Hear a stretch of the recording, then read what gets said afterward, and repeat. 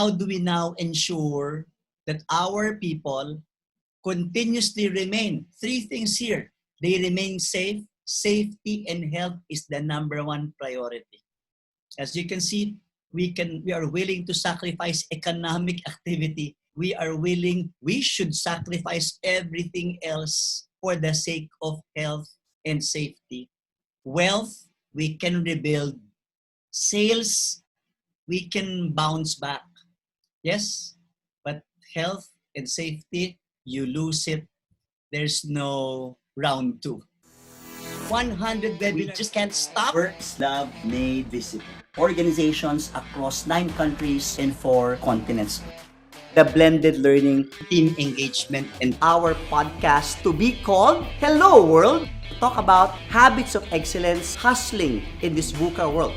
Entrepreneurship, lessons in running and managing a business, leading people, creating that vision, communicating effectively, have that right attitude, right mindset, the right outlook, no matter what happens around us in life. Great work.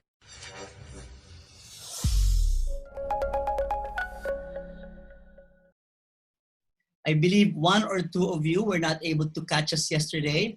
My name is Louis Banta. I am a speaker and trainer. I have already conducted a lot of trainings across different countries. And when the lockdown started, I found a way to be able to reach our target audience. We delivered our first set of webinars on the following topics that you can see here. And that already gave birth to a lot of courses that we were able to deliver. Last night, I did my 100 webinar. So this is a special milestone. Our webinar today with you is my 101. So on the race to my 200 starts with Adeka Al-Otayba's webinar. Please do continue to follow us. We will post free webinar videos in our YouTube channel, just in case you have free time and would want to learn more from us. Let's now jump to our important topic, leading the team in this transition to the new normal. In the survey that we sent you, these are the questions that you wrote. Number 1 is, how do we prepare our mental health before going to the new normal during this pandemic? This question we already answered yesterday. We gave you the 8 ways of framing the crisis. Mental health is really our concern. Mental health is our control. It's in our hands. If we continue to feed our fears, if we continue to read the news or look at social media and we're the type that's easily get affected, then that means that we are just feeding our fears. We should stop those habits and practices. Be alert and use our 8 ways to frame the crisis. Let me do a quick review here on the 8 ways of framing the crisis. If you still remember 1 or 2 or 3 of the 8 ways of framing the crisis, can you please chat with me? Chat with me here. Which of the 8 frames of framing a crisis we discussed yesterday do you remember? What do you remember? What mentioned learning? Okay, the God-given test. Thank you. Who else can give us other ways of framing? Thank you for that, for mention of opportunity and compassion. Do we only have 2 people who remember from yesterday? Thank you. It's a game. Thank you. I mentioned the opportunity as well. So if your question is preparing our mental health, it's always bringing us back to what do you see? How do you want to view this crisis? Let's go to the second question. What is the most effective way to work while preventing the spread of the virus in a limited office space? We answered this a lot yesterday. We gave you several tips. There were even visual aids and screenshots of a video that I presented. I believe we already answered this.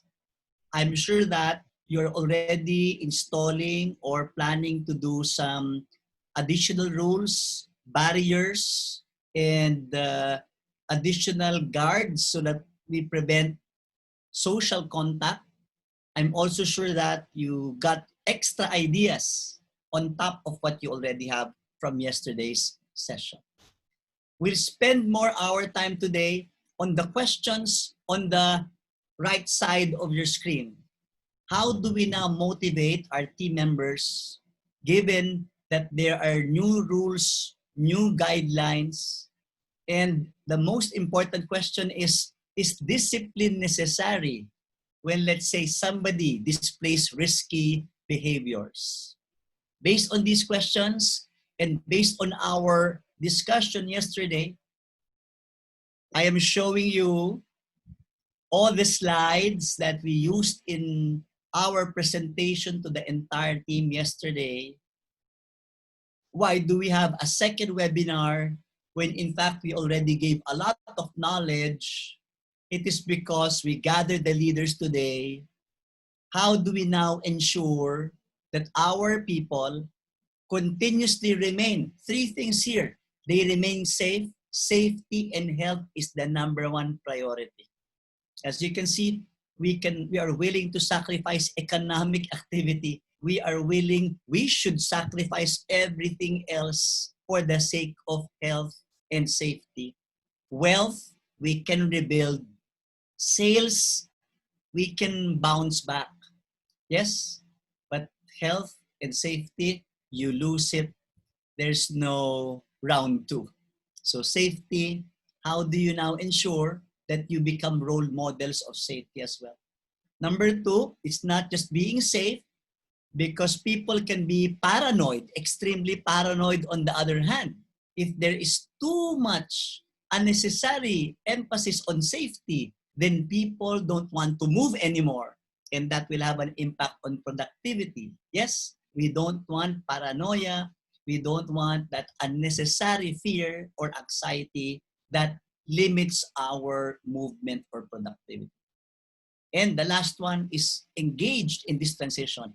Engaged means what? They're still motivated to go to work. They're still motivated to follow the rules. They're still motivated to participate in meetings, even if the rooms are what?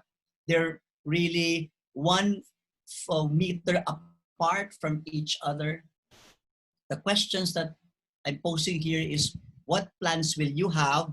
How will you monitor compliance? And how will you also deal with reports of violations? I like it that I heard after the webinar yesterday, you were already discussing among yourselves what additional guidelines will you implement in the plan. I showed this yesterday. DUA, as I call it, DUA, D-U-A, D, disruption, U, uncertainty, and A, anxiety. And I'll emphasize here, during times of crisis, leadership becomes very important. If we are in pre-COVID days, leadership's already important. How much more critical when people do not know what to do? People don't know what to do. People are not used to what we will implement. They have their own habits and ways of thinking or ways of doing. They are not very conscious that they will touch someone. They are not very conscious that they will enter a crowded room. Yes? They may forget about social distancing. They may forget to disinfect. And that's why great leadership has to be present from all of you. Let me read some lines here. I've been emphasizing since earlier, in a crisis, why even if we had our webinar yesterday, it is not a guarantee that they will remember what I said yesterday. They may like it, they saw the pictures, but they will forget it. you will have to be there to reinforce. And perhaps what you can do, my dear friends, is to be more visual instead of just placing guidelines in words or in text. Remember how the hand washing posters go? Instead of just saying wash your hands, rub your fingers, there are actually visuals or pictures or images. That's a better way to communicate nowadays. And in times of crisis, especially in times of changes, people will look up to the leader. They will look at you. They will look at the leaders observing social distancing. Are the leaders conscious of the maximum number of people in a room? Are they using more virtual ways of communication or back to old normal? Indeed, in crisis and even in transition, leader behaviors get magnified. Leader behaviors become very significant. If a leader is competent, acts with sense of urgency, if the leader has compassion, people will feel it. And the opposite behaviors, people will also be able to catch. So I will give you 5 tips here. I will jump from 1, 2, 3, 4, and 5 tips. And then we can have a Q&A. Last 15 minutes could be our Q&A. And in times of crisis and transition, we are now in transition mode. It's still important for us to be able to think fast, decide fast, act fast. Imagine if somebody will report to you. Remember GAR? Yes? Let's do a quiz right now. Can we all state what G means? What does G means in GAR? I'm looking at the chat room, watching out for participation. What does G mean? What does A mean? What does R mean? And the last R.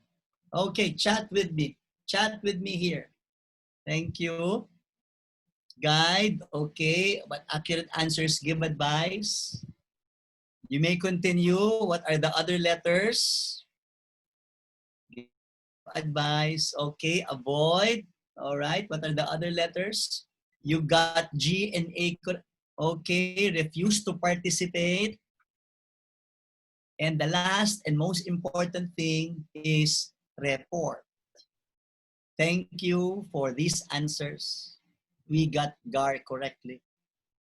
This tip, think fast, decide fast, act fast, is important when somebody would report to you that somebody is violating our safety guidelines. Just showing some additional images here. Take a look at that. Look at the powerful image or photo. The hand of the leader being able to intervene and stop the possible domino effect or the cycle of consequences. And you know how fast the virus can spread. We can't see it. Yes. So whenever somebody reports, how do we think fast, decide fast, and act fast as well? I will give you some guidelines on that as we proceed. So some bullets here. The leader's triage. You would hear the word triage when you go to the hospital, because especially when you go to the emergency room, 10 people going to the emergency room at the same time, not everyone will receive the same attention. Yes? Because the doctors and the nurses will try to determine who is most priority among these cases. Correct? And they will, the least priority, they will perhaps give you some first aid or make you wait. They will attend to the most important thing. So now that we are in transition, what is the most important to do? Is it most important to put guidelines on paper? Is it most important to put the physical barriers or the shields? Is it important to be able to provide personal protective equipment? You need to be able to act in a certain level of priority. I will not discuss all the lines here. We will give you a copy of this anyway. I will jump to letter C. In letter C, it's centralizing decision making, but decentralizing implementation. So I'm talking to this team of 10 people. I think we have 10 or 11 people here who will really have to discuss things on a daily basis. While we are in transition, I will suggest, strongly recommend that this group really has what? A morning huddle. And if needed, also have an end of day huddle or meeting. Because some concerns may not be or would need urgent action. And setting priorities, you can see there, safety is always number one. Then direction for people, because people are asking what will people do. Third one is protecting our company equipment, company premises, protecting the office. Why? Disinfection is important. Because if we're careless, anybody could touch a table or a doorknob, yes, and can spread the virus as well. And at the same time, communication with clients. What is the key word? What is the common word that you can see here in this tip? What is the common word? Please type. Type with me. Type or chat with me. Type in the chat room. What is the most important word? What is the most important word? What is that common word on this slide? It's repeated 3 times. Let me wait for somebody in the chat room. With a word that's repeated 3 times. Okay, who would? The word fast. In transition, when we are leading teams in transition, the ability to be able to do things faster. It's a race between us, our teams, and the virus or possible contamination and infection. I'm now going to tip number 2. And tip number 2 is about restoring the sense of normalcy.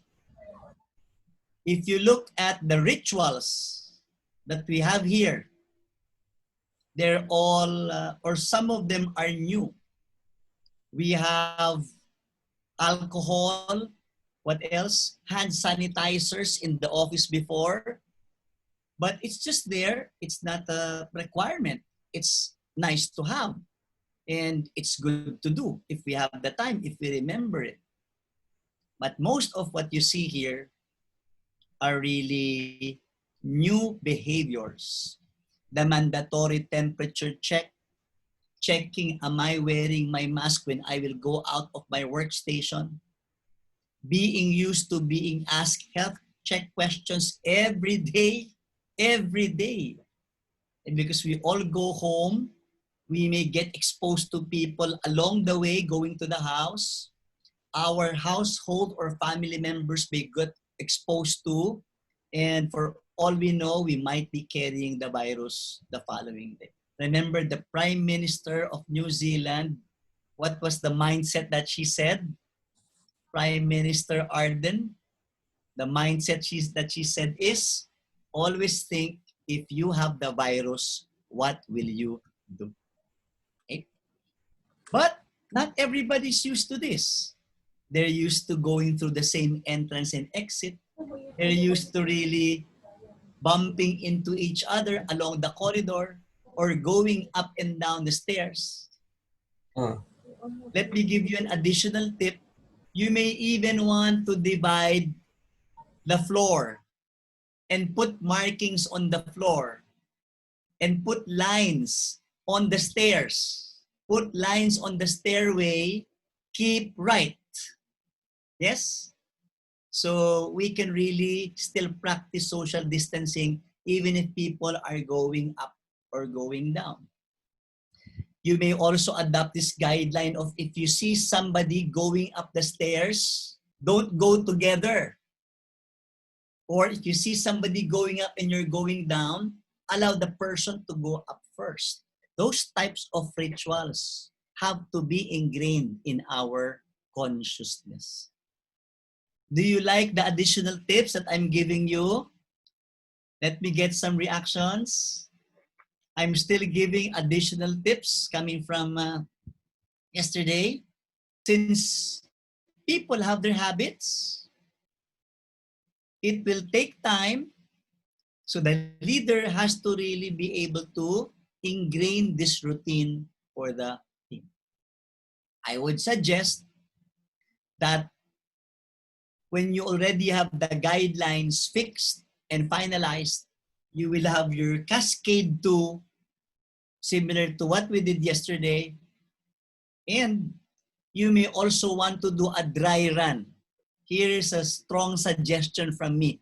Have a dry run. And a dry run would mean gathering your employees outside in the driveway with social distancing, somebody holding a megaphone, and really demonstrating and role-playing with the people how to enter and how to behave in certain situations. Do a walkthrough, do an office tour or a plant tour when everybody's watching with social distancing. Because it's different when they just hear it in a cascade. It's also different when they're seeing it in action. Most of the things will be new to people. You have to restore this sense of normalcy and on a daily basis, maintain and amplify these rituals. That it becomes automatic. After 1 week, the goal is it becomes automatic. I'm entering the plant, mandatory temperature check. I'm entering the plant or the site, am I wearing my mask? I know I will be asked health check questions and I will not take it against the guard or the reception if they ask too many questions. My dear friends, it can also mean similar to airport security that people have to line up.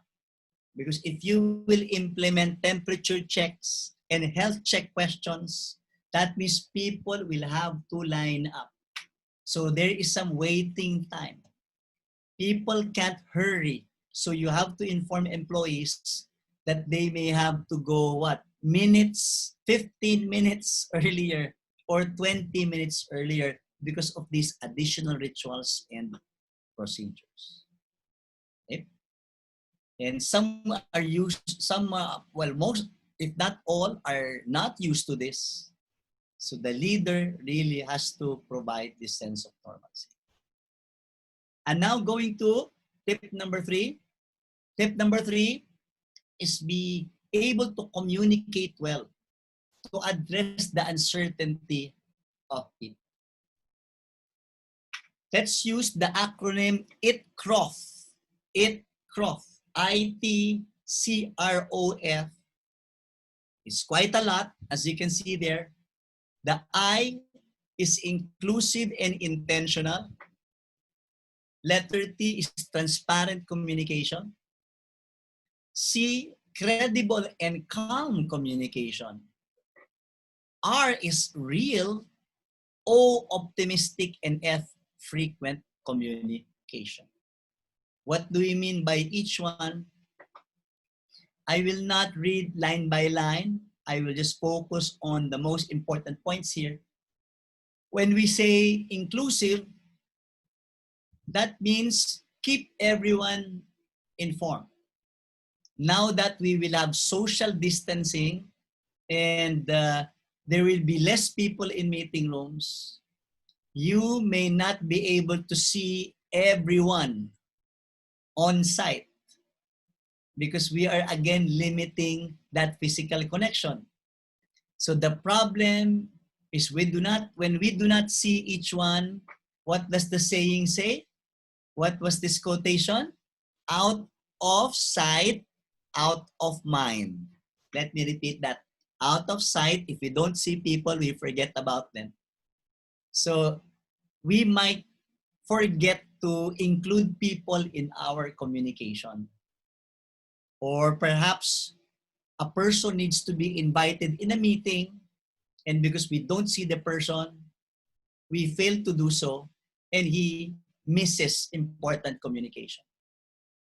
Second is intentional communication. Be on point.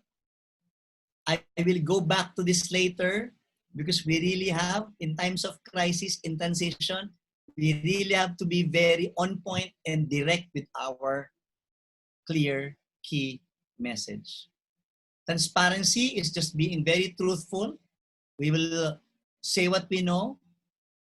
Credibility, as much as possible. Share facts and opinions from expert sources. Don't share fake news.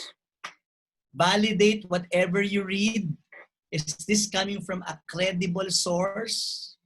So be careful what you see in social media. There are some conspiracy theories that are now circulating in social media. There are people whose intention may be to scare people depending on whatever agenda they have. So make sure that whatever we communicate, we're sharing expert sources. Look at what I did yesterday. I showed you screenshots from a video of an actual company, manufacturing company in North America, Steelcase. So I shared the source with you. You can validate it. Calm is confident and in control. Do not panic. Leaders should not be the first one to panic, or else it's very easy that the panic will spread in the office. We only have a small office anyway. Real communication is no over promises. If there are bad news that we need to communicate in this transition, we just need to say the bad news. What could be possible bad news? Somebody got sick. We still don't know if it's COVID. How would you communicate that? You have to plan for that. If somebody reported symptoms, we put that person in quarantine, yes, or we send that person home. But how we communicate it to the rest of the team is critical because we don't want people spreading gossip or rumors. For all you know, the news is, let's say person A already has COVID. No? Yes? And that can already spread to a lot of people and can cause a lot of people to panic. Some may even abandon their posts after hearing that. Okay? So it's crucial that we say the bad news at the same time in a calm, confident, and in control manner. And you're on point. What do people need to do? We're always optimistic.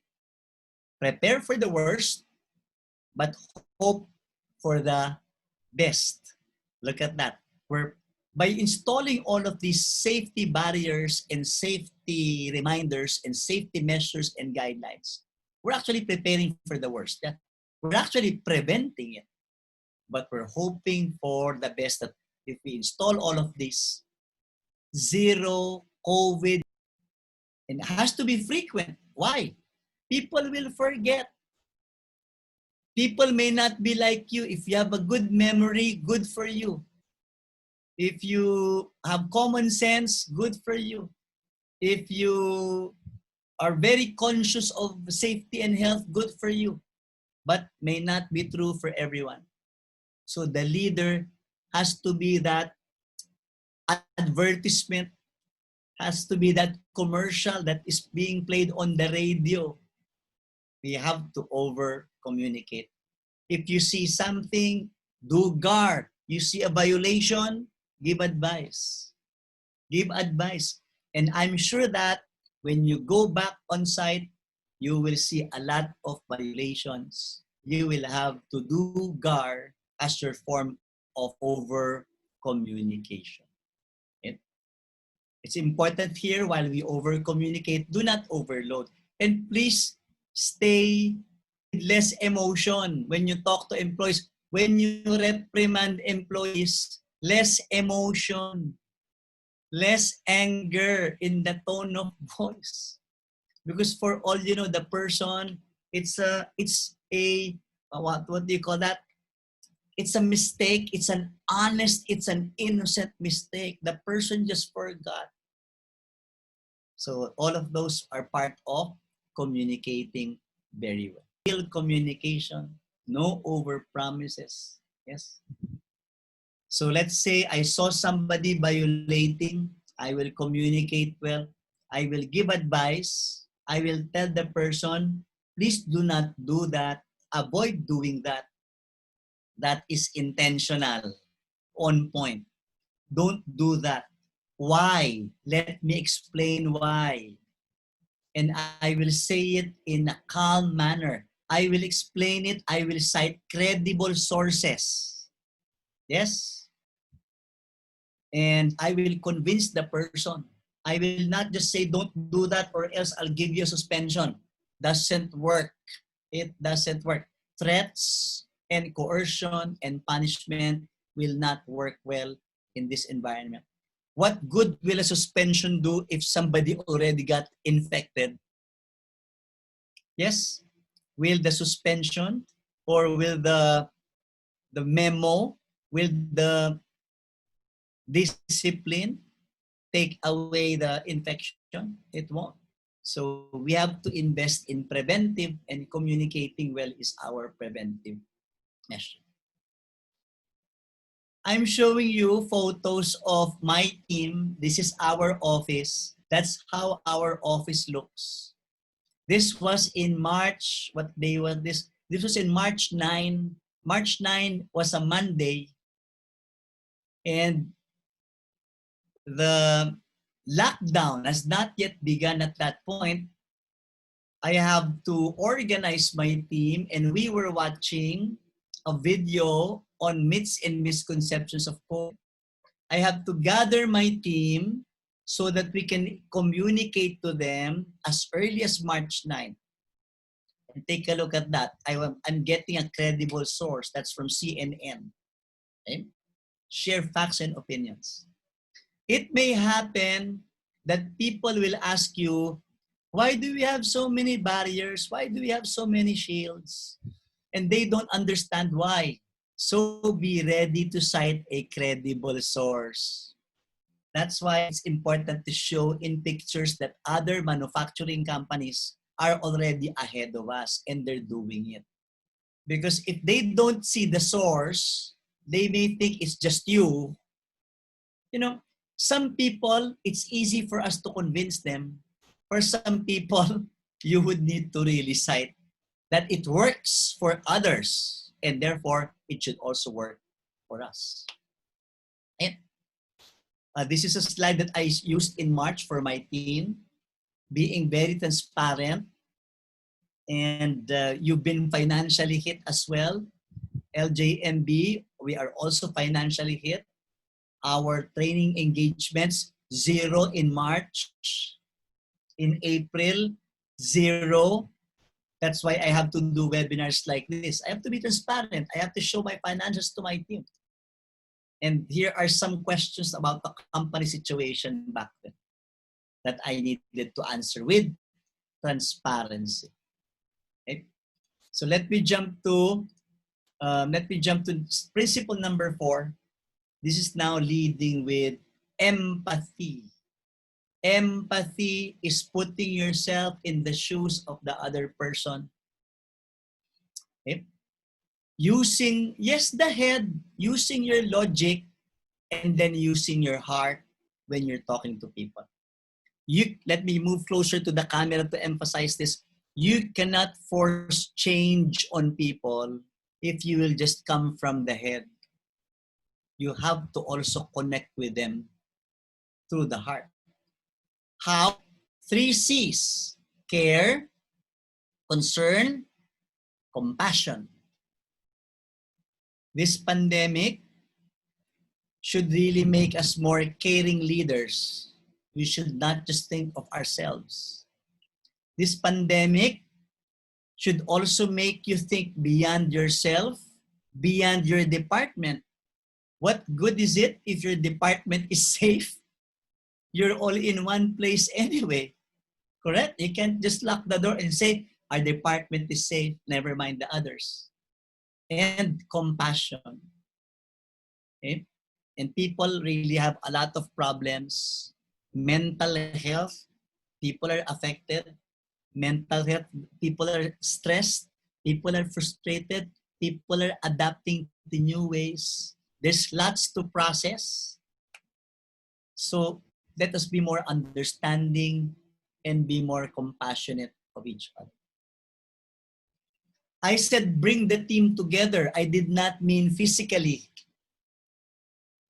I said bring the team together, which means we speak despite of the barriers. We speak, we talk in meetings, even if we are in social distancing. You know why? Because anxiety seeks company. When people are stressed, when people are anxious, when people are afraid, some people will go to work, they're afraid of catching the virus. It's important that maybe daily quick meetings with your department is important. Everybody here, the management team, will have a meeting in the morning, a quick huddle, and then what follows that could be a departmental huddle, wherein we will repeat the guidelines, the new safety rules, and we will also call their attention if there are violations in the process. Let me emphasize ABA. What is ABA? Available, visible, and accessible. Even if there are shields, even if there are barriers, and even if you just talk online, what's important is that you are available, visible, and accessible. Okay? Let me share with you a very sensitive example. You can actually Google them. In three companies in the past weeks, some employees have already taken their lives. Some employees have already killed themselves, committed suicide out of depression, out of loneliness, or hopelessness. And the co-workers of these people who committed suicide are saying, she was okay. He looked fine earlier today. Yes? So these times are really hard. So you have to support each other in terms of listening, availability, visibility, and accessibility. Simply check in regularly. Check in regularly. How are you? How do you feel? How are you adjusting? Yes? For our production supervisors, they need to be asking people, how are you? How are the rules? Is it difficult? Is it easy? Offer help that you can extend.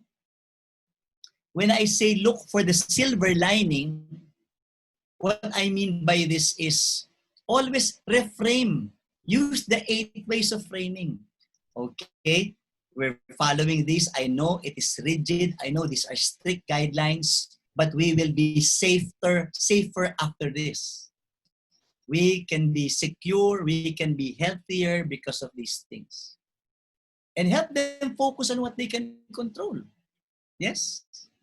Help them focus on, okay, if I give somebody an advice, this person, remember in G, give advice. I give you advice. That person doesn't listen. I can control on my behavior.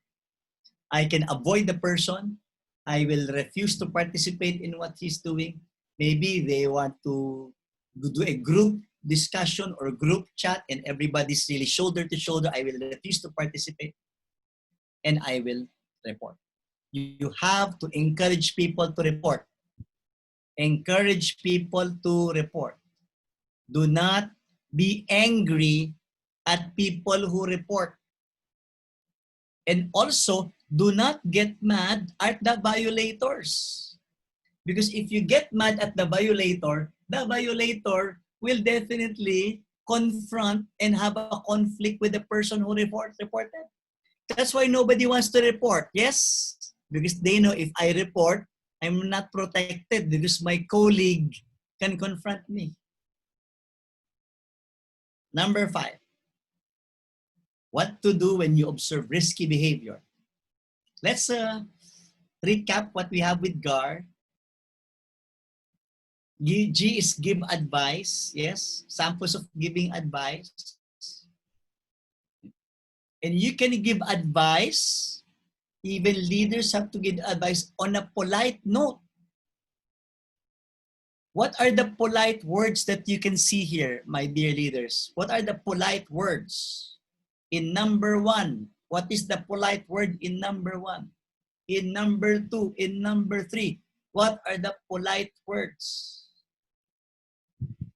We have to be careful not to intimidate or offend our employees. So you can see kindly, you can see the word please. Yes. So our employees will only use this if they see you using this. They will say, why will I say please? My manager is not saying please. He just says, don't do that. If you do that, I'll give you a punishment. It's giving advice. It's not giving punishment. And you know, advice, most people would want advice. Do you agree with me? Most people would appreciate a good advice. If you agree with me, please type yes. If you agree with me, please type yes. Most people will appreciate a good advice. But if the advice is given in a rude manner, disrespectful manner, even threatening, and sometimes as managers, including me, when we become emotional, we do threats. Yes, will not work. What happens when they get threatened is they will no longer report. They see things they don't report. Let's go to letter A. Oops. There's an important input here. When we're giving advice, make sure that your advice is clear. I love this. The 6 levels of mitigating speech. I believe I also mentioned this last December in our leadership training that there are 6 levels of speech or communication. The first level is a command. The second is obligation. In crisis situations, it is best to use 1, command, and number 2, obligation. We cannot use 3, 4, 5, 6. Let's give an example. Okay. You will stay 6 feet away from each other. Or please stay 6 feet away from each other. Use a use statement. Okay. Please kindly stay 6 feet away from each other. Kindly observe the maximum number of people in a room. Okay. And they feel, oh, thank you for reminding me. That is the reaction. Thank you for reminding me. If you give them a threat, they will hate you. They will not like it. They might even, violate it just because they dislike you.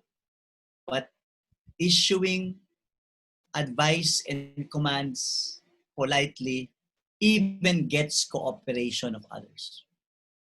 If commands use the word you, or please stay 6 feet away, obligation is using a we or us statement. So reminder team, we should stay 6 feet away from each other. Reminder team, you can enter a conference room. If you see it's overloaded, you can just open the door. And if the door's open, you can just say, team, reminder, we should observe maximum capacity of rooms. But we can never use the others. I suggest is soft. Even a question, can you stay 6 feet away from me? Preference, I think we should stay 6 feet away from each other. And the last one, you are too close. So, cannot use 3, 4, 5, and 6. Because that means you're giving the person the benefit of choice. You are too close. How will the other person react? No, I'm not too close. It's okay. I don't have the virus anyway. See? But a command is very direct. Please stay 6 feet away from me. Or we should observe disinfection. Or please do not go beyond the border or the barrier. Please stand behind the shield, and people will know that they need to comply with a specific direction. Again, before I leave this slide, I will no longer ask you to chat with me here. Your instructions should come in the form of command. Wait a minute. Thank you. Temperature check first. Temperature check. Okay, please observe one-way entry, one-way exit. Please observe the social distancing markers on the floor. The command should be direct. But do not forget the please. Do not forget the kindly. When you've reminded somebody twice or thrice, that's when you remove the please or the kindly. Because if a person does not follow even after 2 or 3 reminders, you can remove the please or the kindly, so your command carries some force or authority. Okay? Now, for our last topic, what do we do when we observe risky behavior or when somebody reports something to you? If it were me, of course, given COVID, of course, I will practice what I teach here, calmness, what else? Transparency, frequency. But if we are not aware of our actions, we might respond in an emotional manner. What? Who? Huh? Tell that violator to report here in the office. You cannot be impulsive in your reactions. So let's give you 5 tips. What do you do when someone reports to you that there has been a violation? What to do? First thing that we do is to listen without interrupting, without judging, and without emotions. Challenging to do, but if you want people to report, it doesn't mean you will immediately believe the person, but you will listen. By listening to the person, you are encouraging more and more people to report in cases they observe violations. Okay?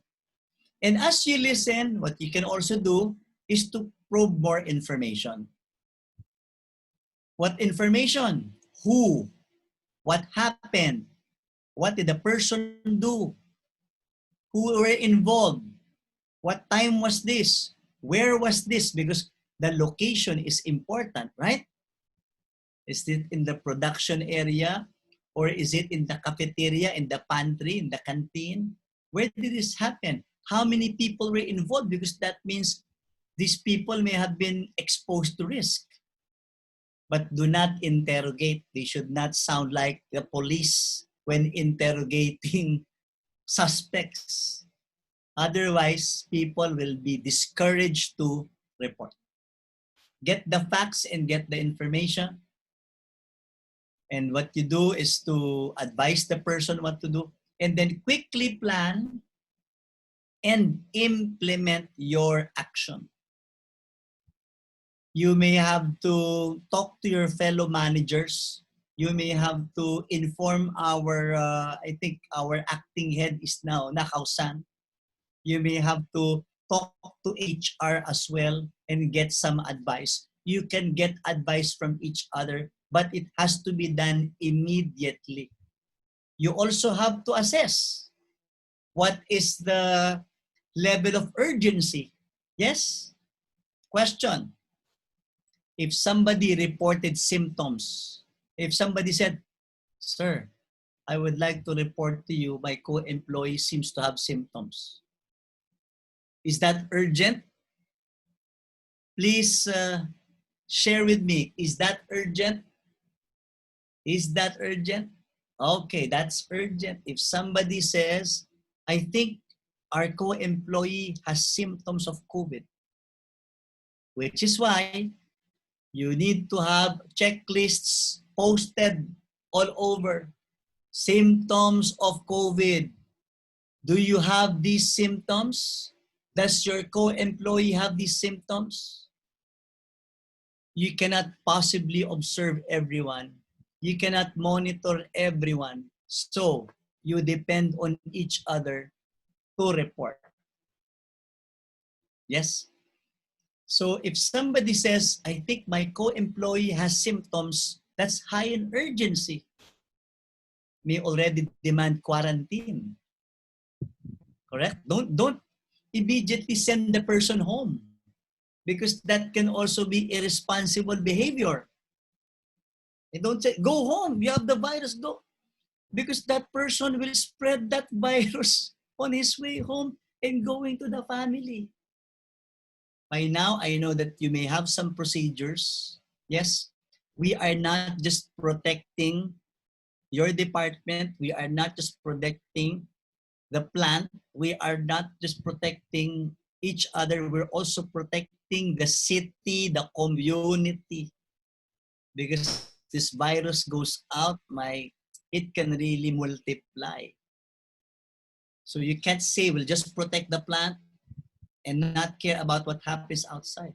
So immediate quarantine, and there should be procedures on how this person can what? Be sent to the hospital for immediate testing, or could we request for testing to go to the plant? So those specific procedures should be set in place. But what if the report is just as simple as, uh, "I'd like to report that my colleague has always been sitting beside me. He doesn't wear a mask, or he would touch me on my shoulders." That's behavioral. So that may not require an emergency action. But what you can do as part of quickly planning and implement is to call the person, of course, observing barriers or shields and wearing protective equipment and observing social distancing. Okay? So you may now prepare for the leaders, you may now prepare a seat or a chair before that chair is just 1-2 feet away from you. Now you will have to put that chair 6 feet away.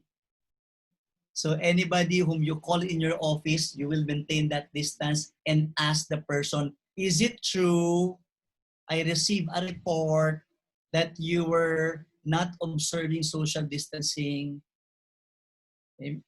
And please do not show anger.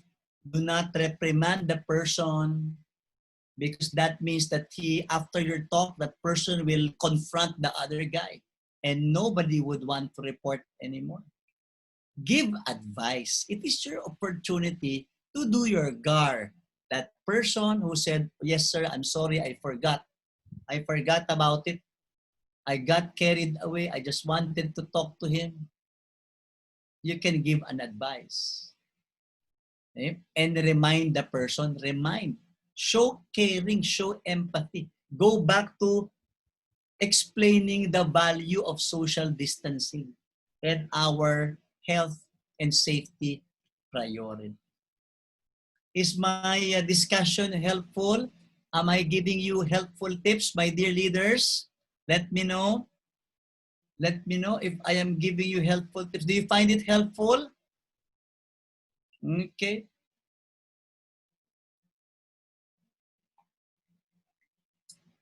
And step number 4, is to document the incident. Document it and communicate to employees. You know why? In the next days or weeks, if the person ends up infected, it will be very easy for you now to do contact tracing. So of course, if let's say somebody got infected, I know that unfortunately, I think 4 people in the plant got infected, but fortunately, we're so blessed they were able to recover. If it happens, everybody will be put to risk. But at least you have this incident that somebody touched someone, you have it documented, easier for contact tracing. And if there are incidents, make sure that you again reiterate the policies and the rules in a reminder. So, focusing on the keywords, listening without interrupting, without judging. Don't ask, are you sure? Are you sure? Or are you just jealous of the person? You're making an issue. No, don't do that. The person who's reporting to you already mustered enough courage. He would have enough courage to go to you, maybe risking the friendship with that other guy. So, no judging. Number 2, probe more information. Can you repeat, calm down, just relax, just tell me who did what? How did it happen? How close was he? He did not observe the right number of people in the meeting. And then, what did you do? How did the person respond? You refused to participate. What did he do? He forced you. He still forced. I say, get more information so that when you confront the other person, you have the full story. Okay? And your action can be, I said quarantine earlier, or it can be as simple as disinfection.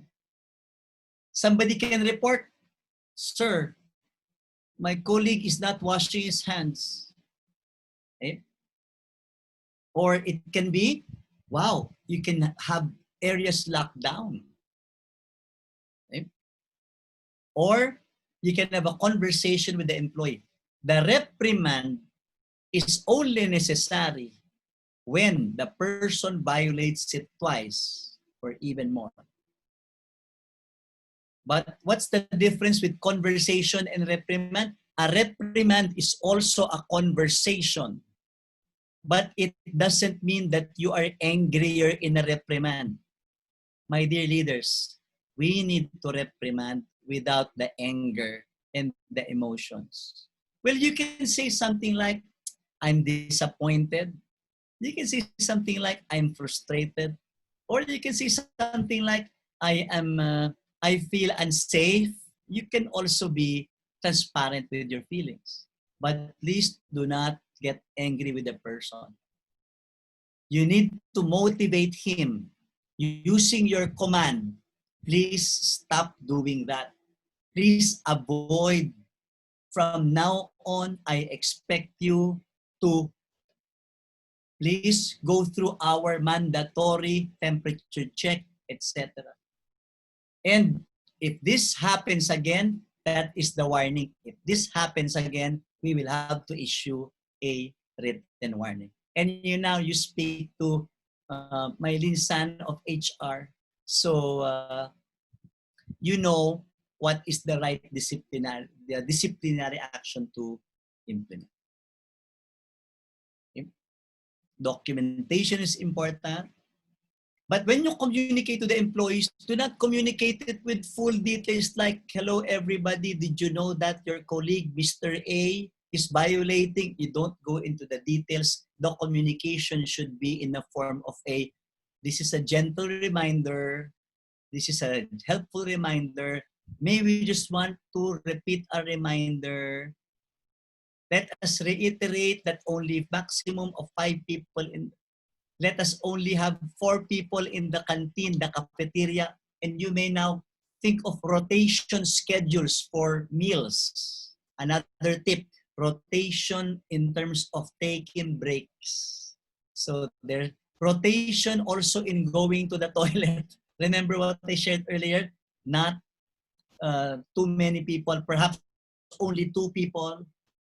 I remember the toilet nearest the conference room at the reception area where I held my training. That toilet is a small one.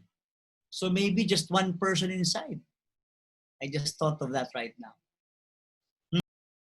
Let me tell you a story, or maybe I shared this yesterday. During that week in Metro Manila, here in the Philippines, when the infections were going up, one of my teammates called me, "Sir, I cannot go to work today. I am sick. I have fever." When I heard that, I said, what if this person has COVID? She was just with us yesterday. We were eating lunch with him yesterday in our pantry. So, quickly plan and implement the reaction. She reported it to us. And we have to quickly plan. When we know, after knowing that she's sick, we called everybody. I called all of my managers. We had a huddle with my managers. And we were exchanging messages. We decided, let's call everybody. Do not go to the office. Because if this person has COVID and we go to the office, we'll all get infected. So go home, work from home. But there were early birds in the office. They were there as early as before 8. We have to ask them to go out and go straight home. And we also have to disinfect the office at that same day. All in 2 hours. All in 2 hours, we had that action. We quickly made decisions. This is really not a dry run. While you can have a dry run, as I recommended earlier, a demo, a role play, eh? If something happens, your sense of urgency. Hi, this is Louis Banta, CEO and Chief Consultant of LJMB. Thank you for watching my webinar, and to watch more videos like this, click subscribe and hit the bell icon down below. If you like this video, please give it a thumbs up, comment down below, and share it to others.